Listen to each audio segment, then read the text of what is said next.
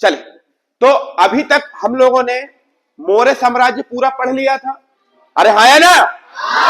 मौर्य साम्राज्य के बाद हमने देखा था कि मौर्य वंश का अंतिम शासक कौन था? बृहद्रथ। मौर्य वंश का अंतिम शासक बृहद्रथ। भाई बृहद्रथ की हत्या की थी किसने? पुष्यमित्र।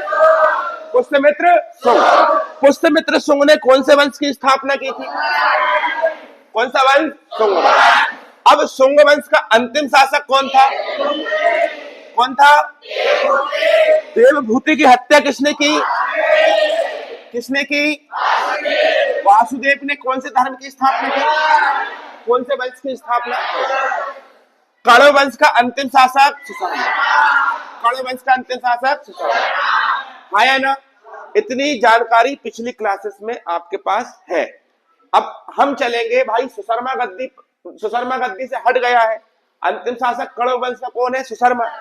अब सुशर्मा जब गद्दी पर बैठा होता है तो इसकी हत्या सातवाहन वंश का संस्थापक जिसका नाम था सिमुक, क्या नाम था? सिमुक, उसके द्वारा कर दी जाती है। किसके द्वारा कर दी जाती है? सिमुक। चलिए, तो हम चले, कौन सा वंश पढ़ेंगे मेरे भाई? सातवाहन। कौन सा वंश पढ़ेंगे? सातवाहन। देखिए, सातवाहन वंश का जो संस्थापक था, किसकी बात चल रही है भाई? सातवाहन वंश का संस्थापक कौन हो जाएगा? सिमुक। कौन हो जाएगा? सिमुक। ठीक है, सातवाहन वंश का संस्थापक कौन है? सिमुक। सिमुक। सिमुक ने किसकी हत्या कर दी है भाई? किसकी हत्या की है? तो बताएं, सातवाहन वंश का संस्थापक सिमुक ने किसकी हत्या करके गद्दी पर बैठा? किसकी हत्या करके? किसकी हत्या करके? अब देखिए, जब ये गद्दी पर बैठा तो कब बैठा? 60 ईसा पूर्व में। कब गद्दी पर बैठा? सिमुक गद्दी पर कब बैठा? किसको मार के बैठा? सुशर्मा किस वंश का था? किस वंश का था? अरे हाँ या ना? अब देखिए, ये आपका प्यारा भारत है बेटा। मैं हर चीज आपको मैपिंग से भी बताते हुए चल रहा हूं, ध्यान रखना है ना। तो ये आपका प्यारा भारत है, ठीक है। तो यहाँ मगध एम्पायर के बारे में चर्चा चल रही है। तो यहाँ पर भाई मगध एम्पायर धीरे धीरे खत्म होने की कगार पर है। ये आखिरी वंश है उसका, सातवाहन वंश। मगध जो एम्पायर था उसका आखिरी वंश कौन है? सातवाहन, जो हम पढ़ रहे हैं। तो ये जब सिमुक गद्दी पर बैठा तो इसने कौन से वंश की स्थापना की? सातवाहन। अब सातवाहन वंश ने अपनी राजधानी किसे बनाई? प्रतिष्ठान। किसे बनाई? प्रतिष्ठान। बहुत आईएमपी क्वेश्चन है, ध्यान रखिएगा। राजधानी किसे बनाई? प्रतिष्ठान। सातवाहन वंश की राजधानी क्या थी? प्रतिष्ठान। प्रतिष्ठान किस नदी के तट पर है? गोदावरी। किस नदी के तट पर है? गोदावरी। वर्तमान में किस भारतीय राज्य में आता है? महाराष्ट्र। किस भारतीय राज्य में? महाराष्ट्र। महाराष्ट्र का भी कौन सा जिला? औरंगाबाद। कौन सा जिला? औरंगाबाद। ठीक है, तो सिमुक ने अपनी राजधानी किससे बनाई? प्रतिष्ठान किस नदी के तट पर था? किस भारतीय राज्य में है? किसमें? आया ना? अब सातवाहन जो वंश है, इस वंश का संस्थापक तो सिमुक था। सिमुक के बाद सातकर्णी नाम का राजा आता है। कौन सा राजा? सातकर्णी। यहां लिख देते हैं। सबसे पहले कौन आएगा मेरे भाई? सिमुक। सिमुक के बाद कौन आएगा? सातकर्णी। ठीक है, सातकर्णी के बाद आएगा गौतमी पुत्र सातकर्णी। कौन आएगा? गौतमी पुत्र सातकर्णी। क्या बोलोगे? ठीक है, इसके बाद गौतमी पुत्र सातकर्णी आएगा। उसके बाद और भी आएंगे, एक वशिष्ठी पुत्र आएगा। वशिष्ठी पुत्र पुलवामी। यह लिख देते हैं, वशिष्ठी पुत्र पुलवामी। तो आप हर एक नाम के साथ में देख रहे होंगे, वशिष्ठी पुत्र, गौतमी पुत्र। ठीक है, तो मतलब किसके पुत्र हैं? उनकी मां का नाम पहले लिखा जाता है। तो सातवाहन वंश एक ऐसा वंश है जिसमें राजा के नाम के साथ, राजा के नाम के पहले उनकी मां का नाम लिखा जाता है। तो यह मात्र सत्तात्मक समाज हो सकता है, हाँ या ना? तो मगध एम्पायर में कौन सा राजवंश ऐसा था जो मात्र सत्तात्मक था? सातवाहन। राजा के नाम के पहले उनकी किसका नाम होता था? मां। ठीक है, लेकिन एक बात और ध्यान रखिए कि पिता की गद्दी उसके अपने पुत्र को ही मिलेगी। तो यह पुत्र सत्तात्मक भी था, लेकिन राजाओं के नाम के आगे उनकी मां का नाम लिखा होता था। तो क्या ये मात्र सत्तात्मक भी था? क्या ये पितृ प्रधान भी था? अरे हाँ या ना? चलिए, बहुत बढ़िया। अब यहां पर देखिए, आप ये बताइए कि किस राजा ने अश्वमेध यज्ञ करवाया था? किसने करवाया था? पुष्यमित्र शुंग। तो इन लोगों ने भी कितनी बार अश्वमेध यज्ञ कराए? 2 बार। कौन से यज्ञ कराए? अश्वमेध यज्ञ। सातवाहन वंश में अश्वमेध यज्ञ कितनी बार हुए? 2 बार। ठीक है। और 1 बार राजसूय यज्ञ भी कराया। कौन सा यज्ञ कराया भाई? राजसूय यज्ञ। राजसूय यज्ञ किसने करवाया? सातवाहन में। अश्वमेध यज्ञ 2 बार किसने करवाए? अरे बोलते चलो। सबसे पहले अश्वमेध यज्ञ किसने कराया? उसके बाद किसने कराया? है ना। अब एक बात और सुनो, इनके समय प्रमुख साहित्यकार भी थे। कौन थे बेटा? साहित्यकार। ये बहुत आईएमपी क्वेश्चन बता रहा हूं मैं आपको, इसको ध्यान रखिएगा। ठीक है। साहित्यकार पहला नाम था हाल और दूसरा नाम था गुणाढ्य। क्या नाम था? गुणाढ्य। तो हाल और गुणाढ्य किसके यहाँ के प्रमुख साहित्यकार थे? सातवाहन। किसके यहाँ के? सातवाहन। कौन कौन थे? हाल और गुणाढ्य। बोलो, हाल और गुणाढ्य। अब देखिए, हाल ने किसकी रचना की है?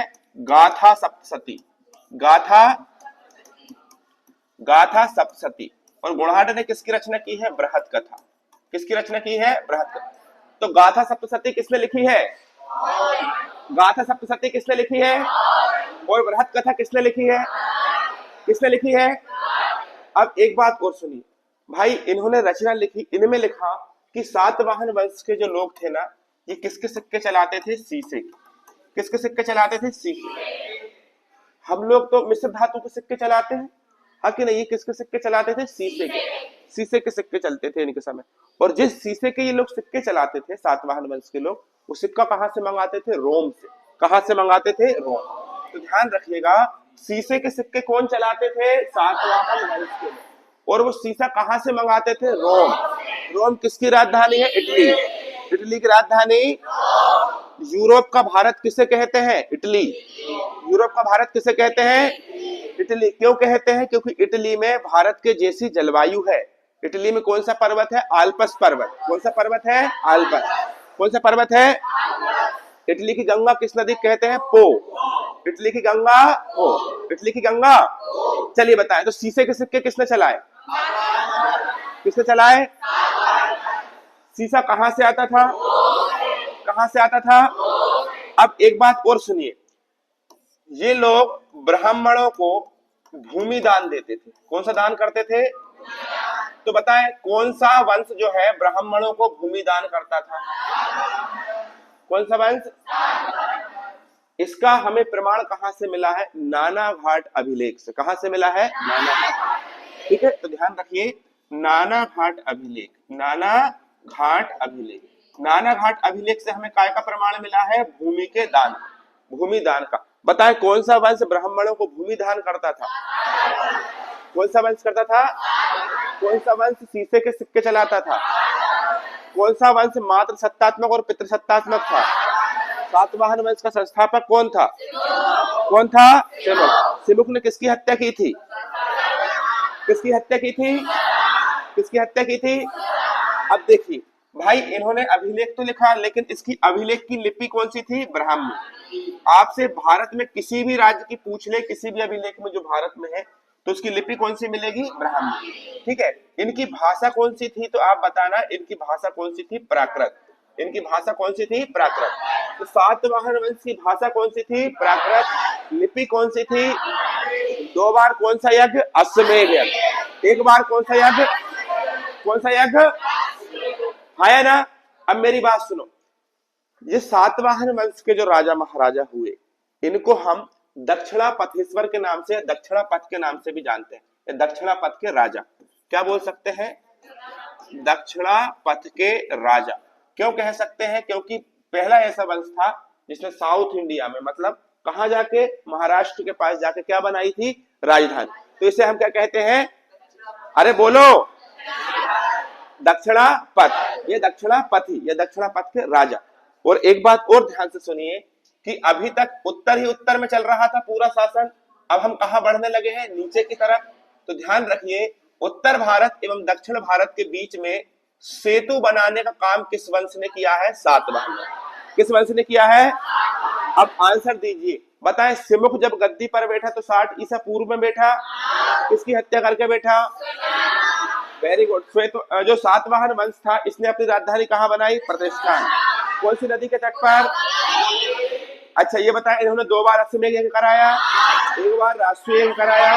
गाथा सप्तशती किसने लिखी? हॉल। बृहत कथा किसने लिखी? किसने लिखी? अरे हाँ कि नहीं? अब इसके बाद देखिए यहां पर किसकी बात हो रही है? किस वंश की बात चल रही है? सातवाहन। अब सातवाहन वंश जो है धीरे धीरे धीरे धीरे चलता है। इसी के साथ हम एक वंश और पढ़ेंगे जिस वंश का नाम है चेदी वंश। ध्यान से समझते हो चलना बेटा।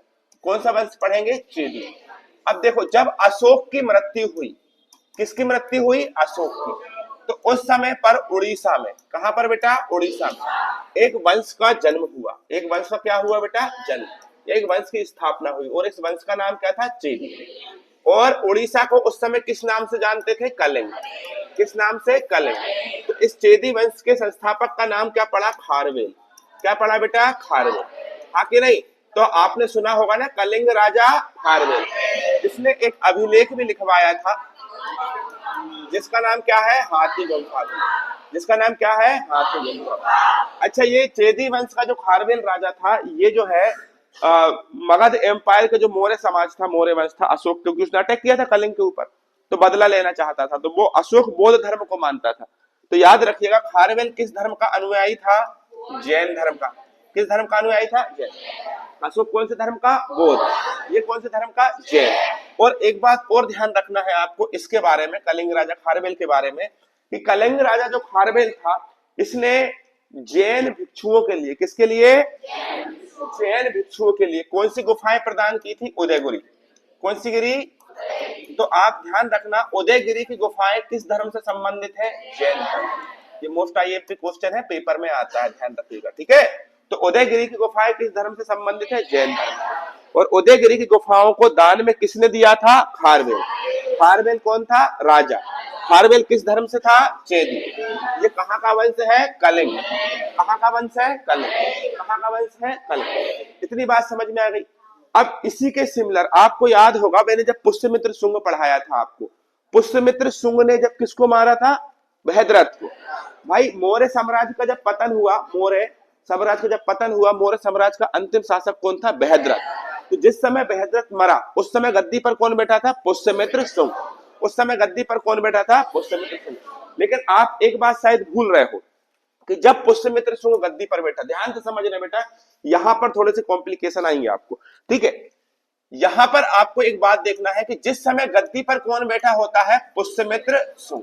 कौन बैठा होता है? पुष्यमित्र शुंग। ठीक है, तो कहां पर बैठा होता है गद्दी पर? मगध में।